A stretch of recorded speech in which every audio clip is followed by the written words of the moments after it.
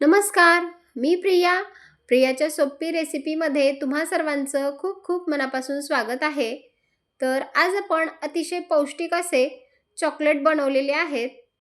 आता तुम्ही म्हणाल चॉकलेटमध्ये काय पौष्टिक असतं? तर आज आपण इथे बीट वापरून चॉकलेट बनवलेले आहेत.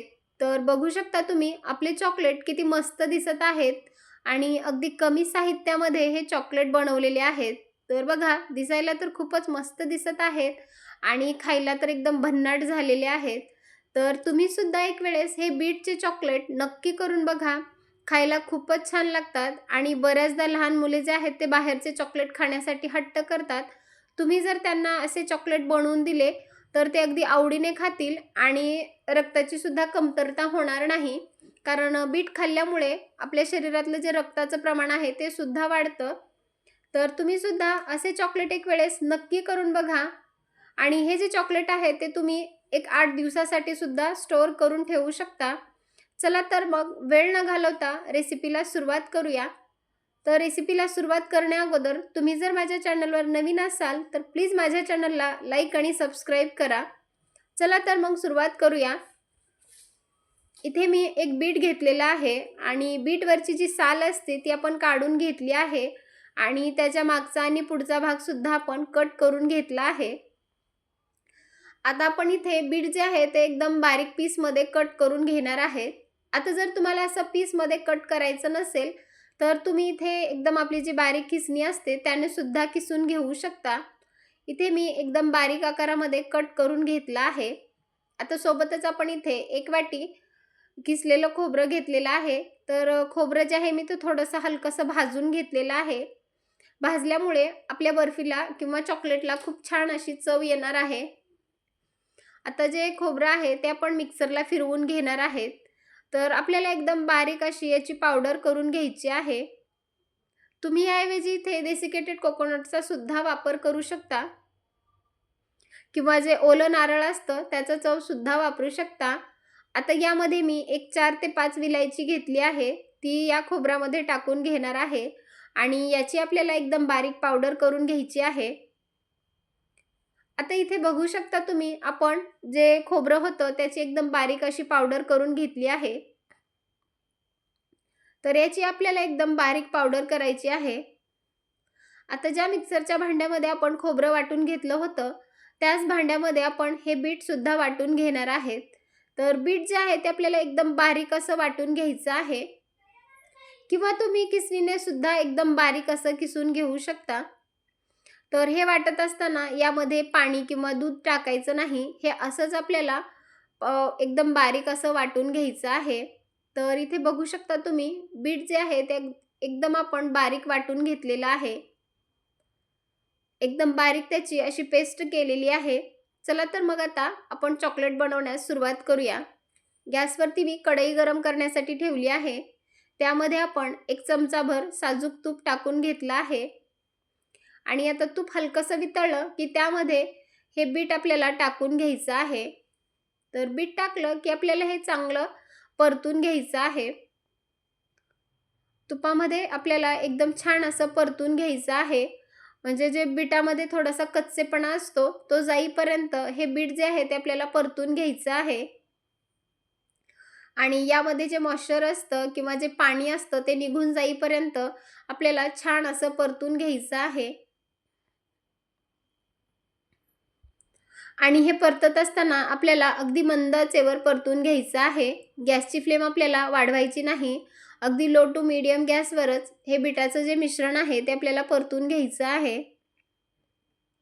आता बीटाचं जे मिश्रण आहे ते छान असं आपण परतून घेतलं आहे. यामध्ये आता मी दुधाची साय ॲड करणार आहे. तर दुधावर जी साय असते ती एक 2 चमचे आपण यामध्ये टाकणार आहेत.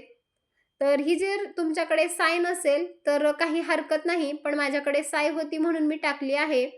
तर मोठे 2 चमचे इथे मी साय वापरली आहे. आता साय टाकली की आपल्याला हे परत चांगलं मिक्स करून घ्यायचं आहे. तुम्ही कधी बीटचे चॉकलेट खाल्ले आहेत का? मला नक्की कमेंट करून सांगा. आणि माझ्या रेसिपी तुम्हाला कशा वाटतात त्यासुद्धा मला प्लीज कमेंटद्वारे सांगत जावा. आता बघा जी साय आहे ती आपण चांगल्या प्रकारे मिक्स करून घेतली. नंतर आपण यामध्ये थोडंसं गोड व्हावं म्हणून साखर वापरली आहे. तर इथे मी 2 चमचे साखर वापरली आहे. तर गोड जे आहे ते तुम्ही तुमच्या आवडीनुसार कमी जास्त करू शकता. आता साखर टाकून झाली, की परत हे जे मिश्रण आहे ते आपल्याला चांगलं मिक्स करून घ्यायचं आहे. आणि साखर टाकल्यामुळे थोडंसं अजून याला ओलावा सुटतो. म्हणजे मिश्रण जे आहे ते थोडंसं आपलं पातळ झालेलं आहे. साखर जी आहे ती बीटमध्ये आपल्याला पूर्णपणे चांगली मिक्स करून घ्यायची आहे. तर एक 3 ते 4 मिनिट आपण अजून हे मिश्रण जे आहे ते चांगलं असं परतून घेणार आहेत. आता हे जे मिश्रण आहे याचा खूप आता छान असा खमंग वास येत आहे.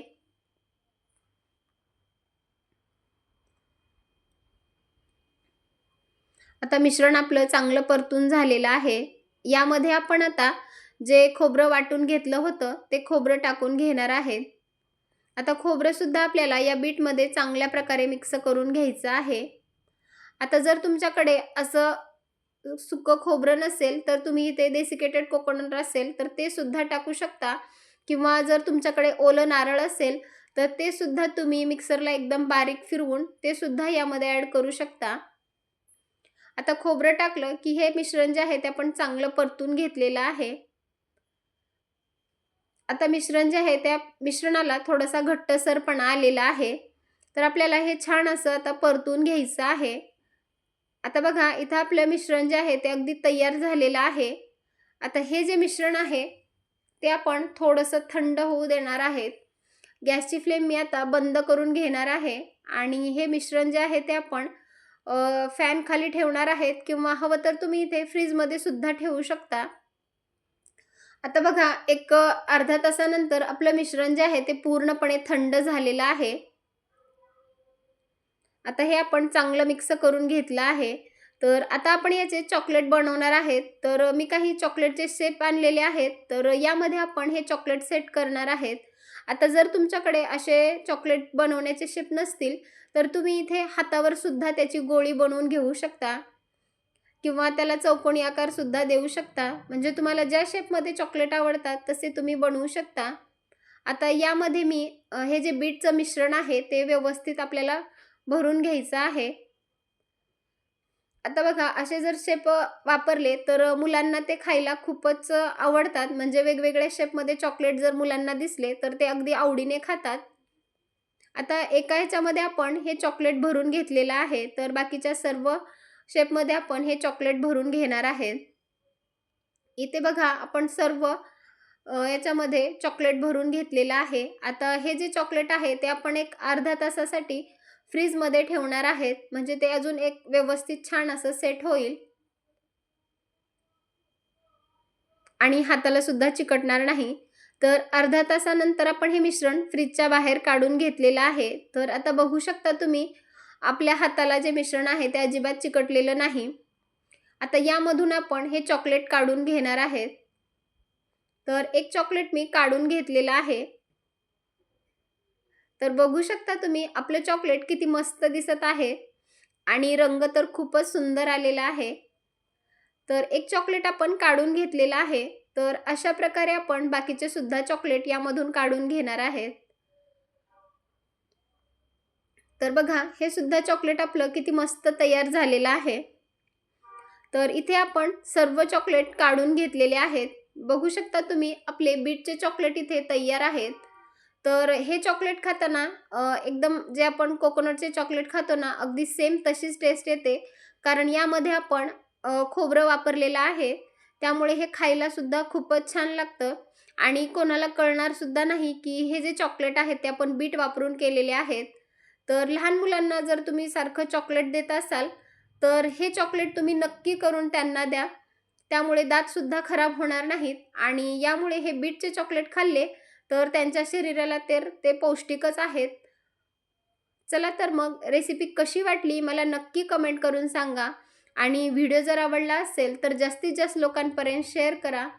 चला तर मग पुन्हा भेटूयात अशाच एका खमंग रेसिपीसोबत. तोपर्यंत धन्यवाद आणि मस्त रहा, स्वस्त रहा आणि सगळ्यात महत्त्वाचं म्हणजे चांगलं चांगलं खात रहा. चला तर मग पुन्हा भेटूयात. तोपर्यंत धन्यवाद.